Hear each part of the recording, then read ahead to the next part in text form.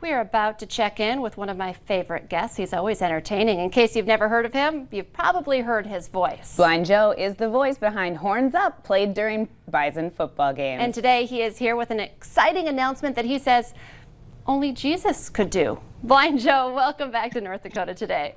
Lisa, Heidi, how the heck are you guys doing? I know it's really cold up there, and it's really cold out here in Nashville, too. We actually have a 17-degree wind chill and a severe winter storm warning until 6 a.m. tomorrow, so I kind of feel like I'm back home right now. How are you guys? Well, good. We are colder than you because it was 20 below with like wind chills of 30 to 40 below, so we're freezing.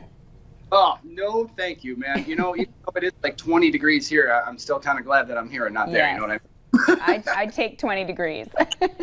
So we're excited to catch up with you, and you did reach out and told us you have a big announcement. So can we start right away? We have a lot of things we want to talk to you about, but what is the big news? Absolutely, let's do it. So I told you guys last time I was on here that I've been talking to a guy named Craig Wilson.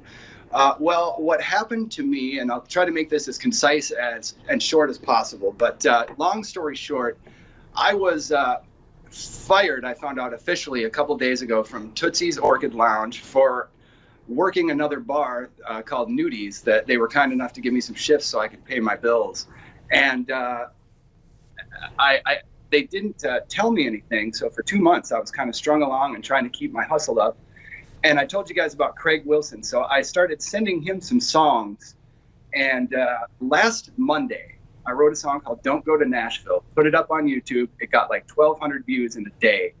And I sent it to Craig, and he said, dude, we need to talk. And so it was either Tuesday or Wednesday. I can't remember. It's been such an emotional week for me. But we went and talked, and I laid out my entire plan for him. And his exact words to me were, man, I have label services here in Nashville. I'd like to give you access to everything at the best price I can, because I think you have something special that's going to change the world. Love it. I know it started off like a really terrible story, but I was it turned around. Scared for you, but congratulations. And you guys, I got to tell you, there's only one person, and you said it, Lisa, that I attribute this to, and well, a couple people actually. That's Jesus, number one, because that night before the deal even happened, I had just hit my knees, and I mean, we're broke out here. You know, between the pandemic and the honky tonks and everything, it's been hard, and we got to keep our hustle up.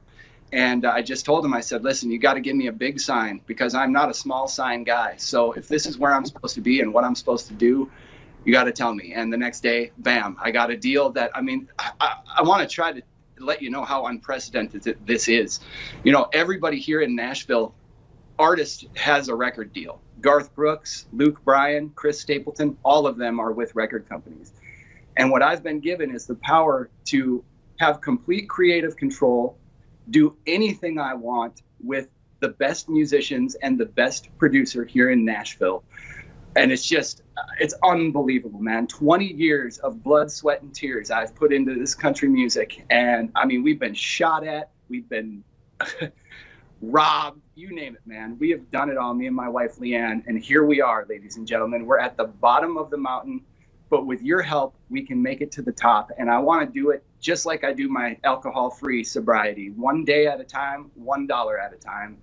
And you guys have already just been coming through, man. And it just makes me want to bawl. I'm doing the best that I can to try to stay proactive. You know, just like my buddies at the West Fargo Police Department that I've been watching for ever since I was a kid, you know, and how they do things and how they love their community and they love people. That's what this music is about, and that's what I want to do with it. And I'm just so dang thankful that I actually have the opportunity, man. It's so wonderful. So when can we hear some new music from you, or when can we expect it?